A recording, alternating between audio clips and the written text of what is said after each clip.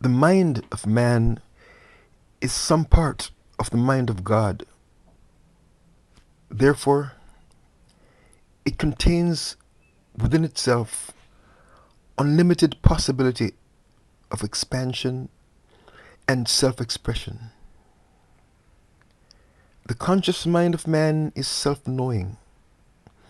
It has volition, will, choice, and may accept or reject. It is the only part of man's mind which can think independently of conditions. The subconscious mind of man is simply the law of mind in action.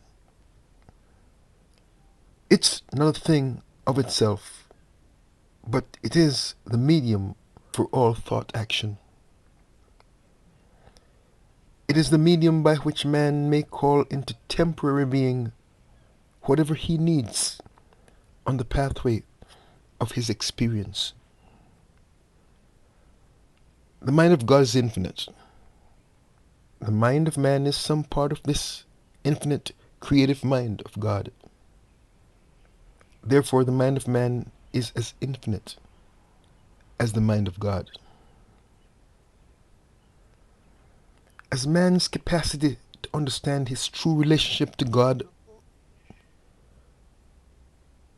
the mind of man is continuously unfolding a true, greater recognition of its own plan in the creative order of the universe.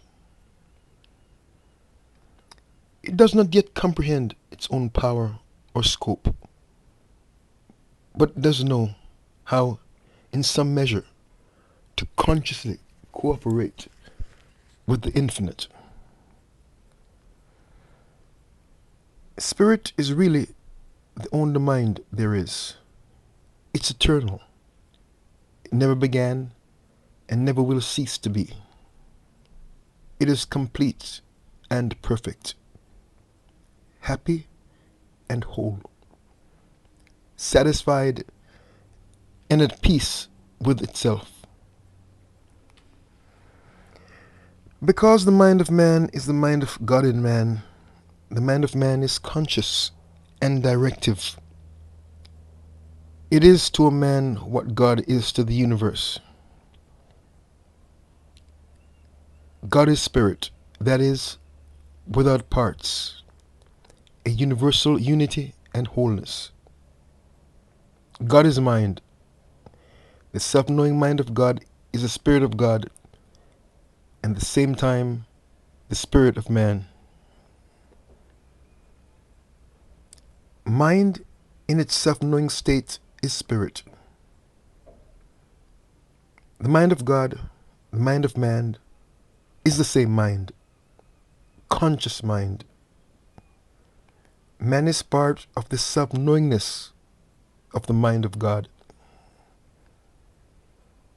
The conscious mind of man is the self-knowingness of spirit through the thought of man.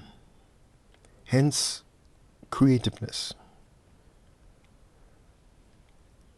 The conscious mind of man is that part of all unity with the Supreme Spirit, which enables man to be an individual unit, separate in identity, without becoming separated from the whole Spirit of God, the whole mind of God.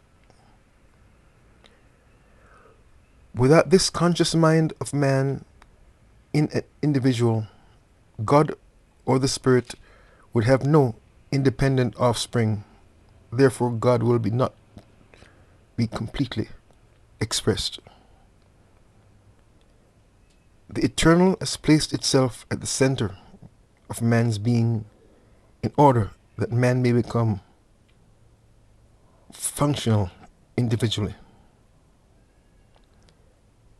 The discovery of this, the greatest truth about man, is this divine self-knowingness in man which distinguishes him from all other creation. It belongs to man alone. Man alone is able to work out his conscious destiny to determine what manner of life he should lead. The subjective mind of man is part of the universal subjective mind of God. It is a place where every man individualizes himself on the subjective side of life. It is his use of cause and effect. It is his use of the law of karma. It's the law of the whole, now individualized as a law of the apparent part. It may produce freedom or bondage according to the way it's used. Man's use of the universal law makes it seem as though the objective were an entity of itself. It never is, however. And this is one of the main points we should remember. God is greater than man, but God and man are one. The whole is greater than its parts. It is unexpressed power, substance. It is unexpressed power, substance, and creativeness.